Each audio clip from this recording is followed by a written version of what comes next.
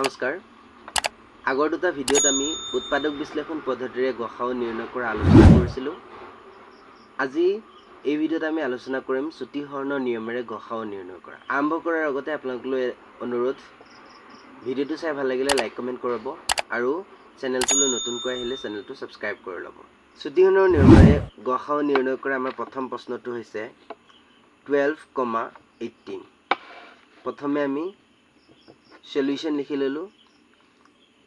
এতিয়া আমি 12,18 ক একেলগে লিখিম আগতে আমি উৎপাদক বিশ্লেষণ পদ্ধতিত কি কৰিছিলো ভাগ ভাগকে লিখি লৈছিলো কিন্তু চুটি হৰণত আমি ভাগ ভাগকে নিলিখো একেলগে লিখিলাম আমি এই দুটা সংখ্যাক এনে এটা সংখ্যাৰে হৰণ কৰিব লাগিব যেটো সংখ্যাৰে 2 টাকে কাটা যায় উদাহৰণস্বৰূপে 2 2 দি 2 টাকে কাটা যাব 2 6 গুণ 12 2 9 গুণ 18 আকৌ 6 আৰু 9 3 ৰে কাটা যাব 3 2 গুণ 6 3 3 গুণ 9 কিন্তু এই 2 আৰু 3 দুইটা প্ৰাইম নাম্বাৰ মানে মৌলিক সংখ্যা গতিকে 2 আৰু 3 ক আমি আৰু কাটিব নোৱাৰো হয় নে নহয় গতিয়া আমি এতেকে গসাউ নিৰ্ণয় কৰিম গসাউ ইজ ইকুৱেল টু এই চুটি হৰণত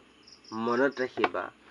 আমি গসাউ লোৱাৰ ক্ষেত্ৰত সদায় এই সাইডৰ কেইটা পূৰণ কৰিম সদায় কি কৰিম সদায় আমি এই সাইডৰ কেইটাহে পূৰণ কৰিম কি কৰিম আকৌ কৈছো সদায় আমি কেৱল এই সাইডৰ কেইটাহে গসাউ উলিওৱাৰ ক্ষেত্ৰত পূৰণ কৰিম এটা সাইডত কি আছে 2 into 3 আছে গতিকে 12 আৰু 18 ৰ গসাউ কিমান 6 15,21 সলিউশন সেম আকৌ আমি একেলগে লিখিলাম 15,21 এতিয়া সেম আমি এই 15 আৰু 21 ক এনেকুৱা এটা সংখ্যাৰে ভাগ কৰিব লাগিব যেটো সংখ্যাৰে 2 টাকে কাটা যায় হল 2 টাকে কিটো সংখ্যাৰে যাব 3 3 ৰে 2 টাকে কাটিব পাৰো আমি 3 5 গুণ 15 3 7 গুণ 21 এতিয়া 5 আৰু 7 এই দুইটা মৌলিক সংখ্যা গতিকে এই দুটাক আমি আৰু বেলেগ সংখ্যাৰে একেলগে হৰণ দিব নোৱাৰিম বা এটা এনেকুৱা এটা সংখ্যা নাই যেটো সংখ্যাৰে আমি এই দুটাক হৰণ দিব পাৰিম গতিকে এতেকে গ হা উ আৰু আগতে মই কি কৈছিলো যে আমি সাইডৰ কেইটাহে গসাউ উলিয়াৰ ক্ষেত্ৰত পূৰণ কৰো ইয়াতো সাইডত আৰু নাই কেৱল 3 আছে গতিকে ইয়াৰ গসাউ কিমান হ'ব 3 আমাৰ নেক্সট কোৱেশ্চন হৈছে 55,60 এম আমি লিখিলাম 55,60 একেলগে লিখিলাম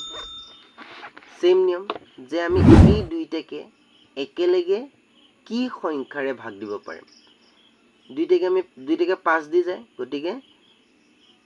5 11 55 আৰু 5 12 60 ইয়াত 12 আছে 12 ক আমি 2 দি কাটিব পাৰো কিন্তু 11 ক কাটিব নোৱাৰো 11 ক 11 দি কাটিব পাৰো কিন্তু 12 ক কাটিব নোৱাৰো গতিকে কাটিম নেকি নাকাটো এনেকুৱা এটা সংখ্যা হ'ব লাগিব যেটো সংখ্যাৰে 11 কো কাটিব পাৰিম 12 কো ভাগ দিব পাৰিম গতিকে যেহেতু তেনেকুৱা সংখ্যা আৰু নাই গতিকে আমি ইয়াতে ৰাখিম এতেকে গ হা উ ইজ ইকুৱেল টু কিমান হ'ব সাইডত কিমান আছে মই কৈছিলো যে সাইডৰ কেইটা পূৰণ কৰো সাইডত কেৱল আছে 5 গতিকে আমাৰ ইয়াৰ গসাউ হ'ব 5 এতিয়া 4 নম্বৰ কোৱেশ্চনটো হৈছে 225 আৰু 315 সেম আমি সলিউশন দিলো দুইটাকে একেলগে লিখিলাম 225 আৰু 315 মই আগতে কৈছো যে এনেকুৱা এটা সংখ্যা ল'ব লাগিব যেটো সংখ্যাৰে 2 টাকে হৰণ যায় এটাকে 5 দেখি আছো আমি 5 দি 2 টাকে যাব 5 4 গুণ 20 বেগিৰি 2 5 5 গুণ 25 তাৰ পিছত এটুকু পাছে দি যাব 5 6 গুণ 30 বেগিৰি 5 3 গুণ 15 এতিয়া সো এই দুটা সংখ্যা কি ৰে কাটা যাব এই দুটা সংখ্যা আমি 3 ৰে কাটিব পাৰো 3 গুণ 3 বেগিৰি 3 5 গুণ 15 আকৌ 3 গুণ 6 3 গুণ 3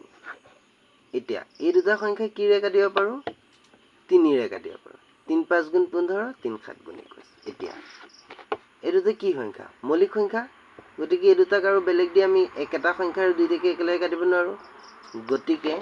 এতেকে গ হা উ ইজ ইকুৱেল টু মই কি কৈছিলো আমি সদায় গসাউ লোৱাৰ ক্ষেত্ৰত এই সাইডৰ কেইটাহে কি কৰিম পূৰণ কৰিম বুজি পাইছা গতিকে সাইডত কি আছে 5 into 3 into 3 5 3 গুণ 15 আৰু 15 3 গুণ 45 মানে 225 আৰু 315 গসাউ হৈছে 40 এতিয়া 5 নম্বৰ কোৱেশ্চন চোৱা 5 নম্বৰ কোৱেশ্চন আমাক দি আছে 33 44 55 5 নম্বৰ কোৱেশ্চনত কি হয় আমি 5 নম্বৰ কোৱেশ্চন তিনিটা একেলগে লম 44 55 এই 5 নম্বৰ কোৱেশ্চনটোক আমি সমাধান কৰিম তিনিটাকে কিন্তু এটা সংখ্যাকে দিব লাগিব আমি দেখি আছো তিনিটাকে তিনিটাকে কি হেৰে যাব 11 দি 11 3 গুণ 33 11 4 গুণ 4 আৰু 11 5 গুণ 55 এতিয়া 3 4 5 2 তিনিটাকে বেলেগ সংখ্যাৰ আৰু না যাব গতিকে আমি কি কৰিম therefore গসাউ ইজ ইকুৱেল টু ইয়াত কি আছে সাইডত 11 গতিকে 11 হ'ব ইয়াৰ